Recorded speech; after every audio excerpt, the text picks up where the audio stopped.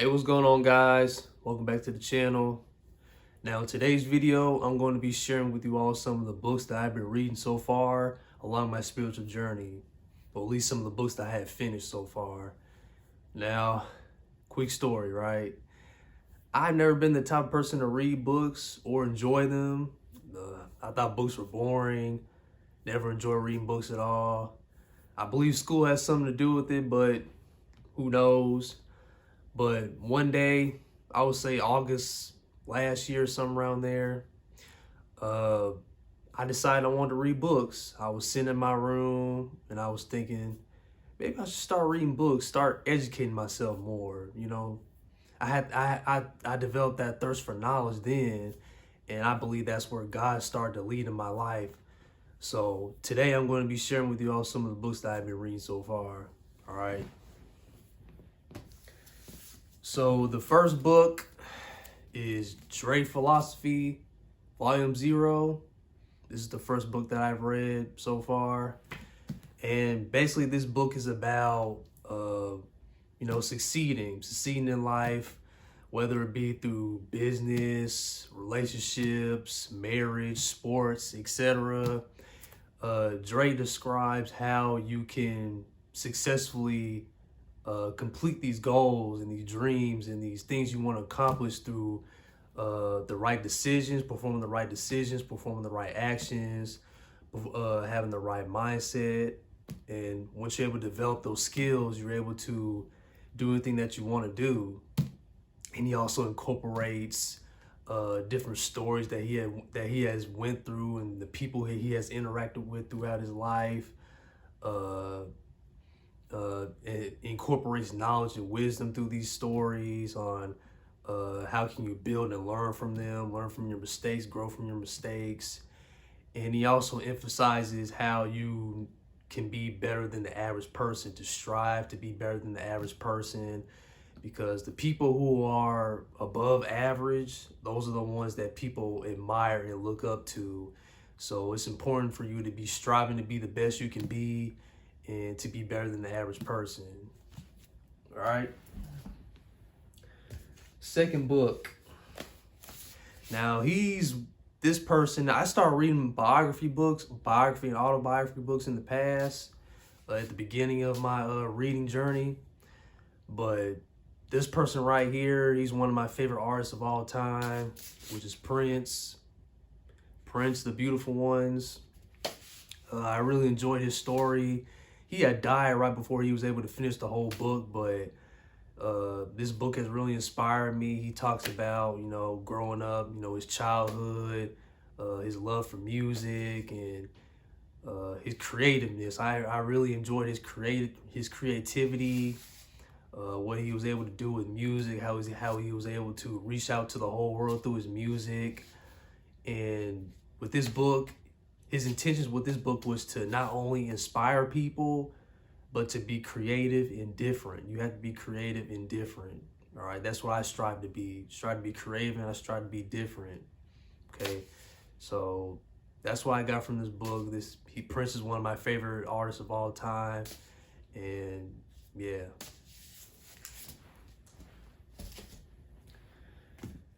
Now this other biography book, Kevin Hart. I can't make this up. Life Lessons, Kevin Hart. Now, Kevin Hart is one of my favorite comedians. He always makes me laugh. He's funny. And in this book, he talks about, the struggles that he has went through growing up as a kid in Philadelphia. He was born in Philadelphia.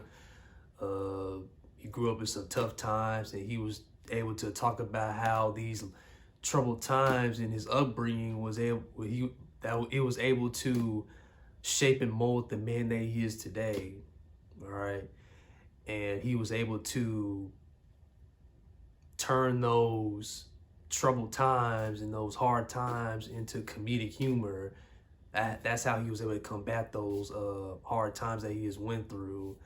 And with this book, his intentions were to motivate people to chase their dreams, to make their dreams a reality through hard work, dedication, persistence, patience. You're able to develop those dreams and make it to come into fruition. So I really enjoyed this book. You know, Kevin Hart's a funny guy. He's very inspirational, and yeah. The next biography book is Paul Stanley, Face the Music, A Life Exposed. This guy is from Kiss, the rock band called Kiss. I really love Kiss. They're my favorite rock band. They're the ones that got me into rock music in the first place. But what's special about this book? He was able to talk about his childhood, how he grew up in New York. He was able to talk about his insecurities, the insecurities that he had to deal with growing up. It talks about the beginning stages of the formation of Kiss. He talks about how he would use his fame, materialism, his glory, whatever, as a coping mechanism for the insecurities that he was dealing with throughout his life. And later on in life, he was able to talk about these things. He was able to talk about some of the things he's been dealing with, some of the things that he has dealt with in the past, his traumas. And he realized that once he was able to talk about these certain things and share his story with the world, he was able to fulfill the happiness that he never had throughout his life, because he was always trying to hide them. He's always trying to press them down. You know, he was trying to avoid them. So once he was able to talk about these things and talk about his insecurities and his down times, and, you know, the depression he's been through, he was able to achieve that overall state of happiness. It was like a burden on him that just fell off. So I really enjoyed that about this book, and it was very inspirational. So now this book right here, Escaping the Matrix, guys. Escape the Matrix while you can. All right. This book has really changed my outlook on life. It has opened my third eye. Really, it has opened my third eye. It made me view the whole world differently. This is when my life started to change. Once I started reading this book right here, man, it talks about how we live in a world where the system is able to manipulate and to trick us, keep us in this system. It keeps us. It controls our mind. The way the media portrays things, how people try to brainwash you, events, certain things like that are able to control your mind and to change your mind and to keep you in this matrix that we live in. So the book basically brings the biblical as well as the neurological truths and bring them into one, and to explain how the matrix works. You know, it provides exercises. That's what I really like about this book as well. It provides exercises on it's to make you think. It's to make you think how to control your mind, how to free your mind, because that's what this world does, is try to change your mind and but you need to be able to break those chains and be able to break those barriers in order to free your mind. So this book has really changed my life. It's made me think about the world. It changed my outlook on life. It really opened my mind's eye. It really did. So if you're a Christian and you want to escape the matrix, then I recommend this book right here, because it will lead you straight to Christ. Because that's all we need to strive for, is to lead our life to Christ and to escape this satanic matrix that we live in. All right. So this is probably my second favorite book so far, Third Eye Awakening. With this book, Mari Silva, the author, she talks about this is like a beginner's book. When you're trying to open your third eye, it's basically a beginner's book. she tries to explain how the third eye works. She gives an overview of the third eye, how the third eye works. She incorporates different exercises and techniques that you can do to open your third eye, to practice mindfulness. She also talks about the different chakras that are within the body, this main 7 chakras that are within the body, how to balance them, how to take care of them, how to take care of your mind. And she also talks about the spiritual gifts that comes with your spiritual journey, your spiritual awakening, such as clairvoyance, seeing auras, higher consciousness, psychic abilities.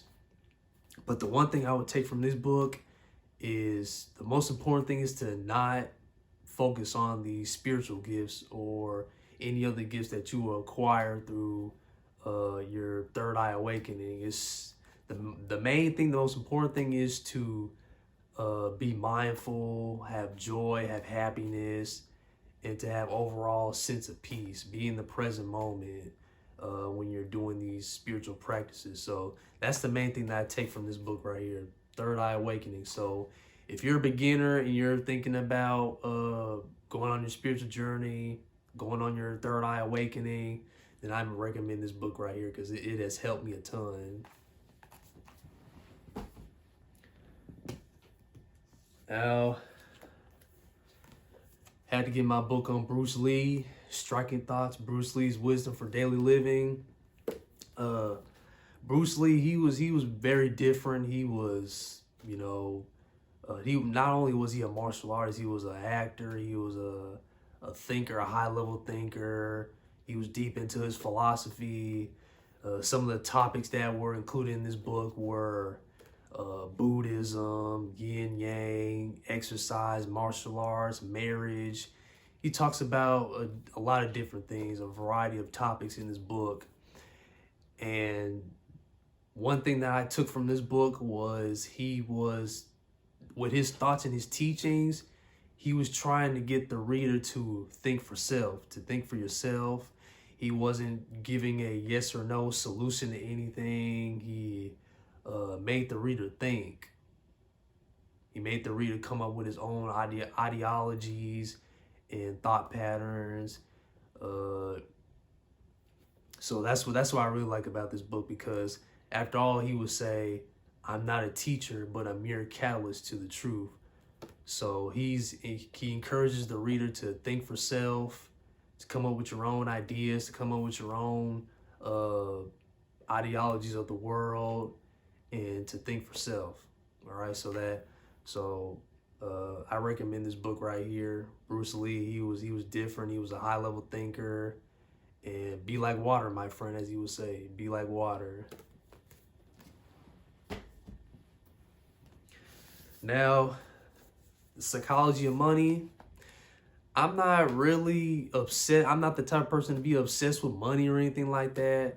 But I believe that it's good to know how to manage your money and know what to do with your money. How to stay in overall happiness. Now, with this book, this book is not like any other financial books. These other financial books, they try to give a one solution answer to how to manage your money, how to do this, how to do that, how to do this specific thing with your money. But with this book, he gets straight to the point. He talks about people manage money differently. People think with their money differently. He talks about the history of wealth and money, financial literacy, how greed has played a role in the way we look at and manage money, and things like that. He points out how what you think with money, how you think about money, and how you behave determines your overall financial success.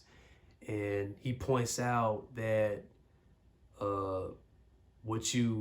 how you manage money, what you think is best for you on how to manage your money versus what you think, what other people tell you, makes a huge difference. So always make sure that you believe what you find out is right for you on how to manage your money, and don't listen to anybody else.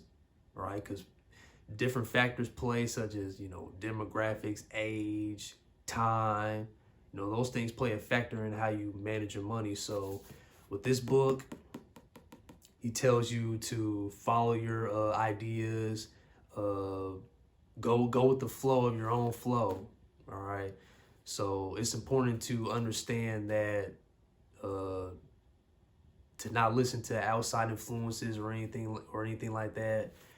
Do what's best for you on how to manage your money. All right. So if you're wondering how to manage money or how to make money or things like that, then this is the book right here to read.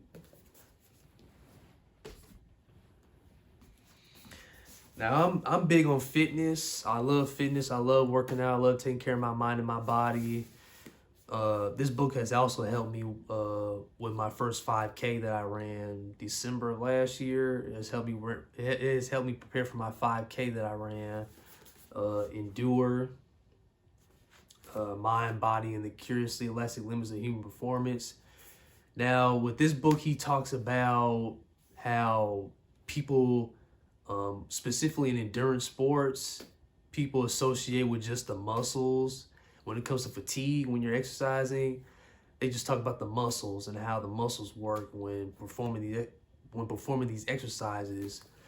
But people don't pay attention to the brain. They don't realize that the brain is the driving force for everything that we do, including exercise. So he talks about how the brain is incorporated with the muscles within the body when performing physical exercise. And he also incorporates stories on different athletes from around the world on how they were able to use their mind and their brain power to push to their limits. And when you're able to control your mind, when you're able to control your brain, you can push past those elastic limits that you think you have, because limits are an illusion. Limits are an illusion. So if you're able to break past those barriers and to break those paths, those blockages that are in your way, when you're able to unlock that part of your brain, then you can do anything. You can push past your limits. So if you're an endurance athlete, you're into fitness and things like that, then this book is good as well.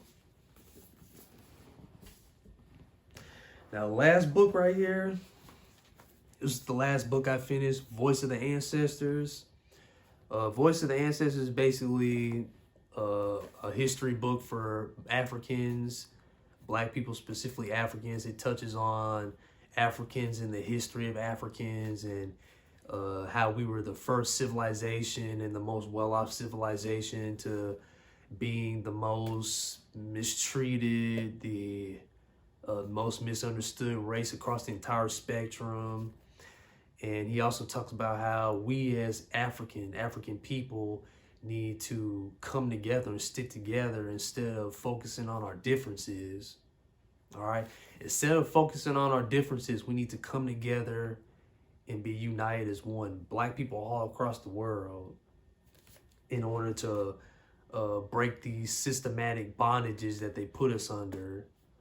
So it's important that we need to come together as one, especially as African people, because we need to regain our consciousness. We need to regain our history. We need to relearn our history. Our history has been all over the place. They try to lie to us about our history. We need to learn about our history as African American people and as African people all over the world, in order to regain our land, regain our freedom, and to be together as one.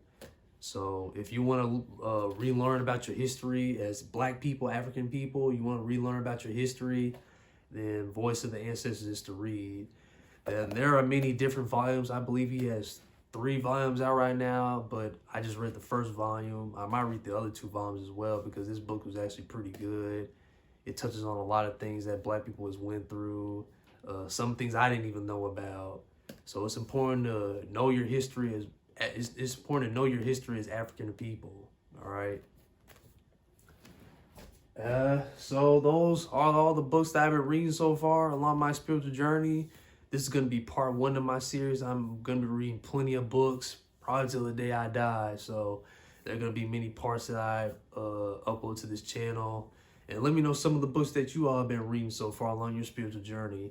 Let me know in the comments what books that I need to read, any suggestions that you have. Let me know what they are. I need some more books to read, you know? So give me some more books to read. And until next time, guys. And always remember, all power resides from within. And always keep the faith, because God in the universe is always working for you.